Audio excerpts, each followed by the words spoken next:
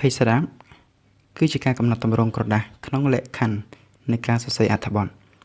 ឬក៏ខ្នាតក្រដាសដែលអ្នកយកដើម្បីសរសេរអត្ថបទ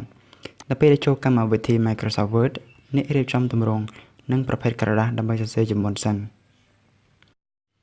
វិធីសាស្ត្រសូមចុចទៅលើ Page Layout tab នៅត្រង់ Page Setup Group ចុចលើ Page Setup Dialog Box Launcher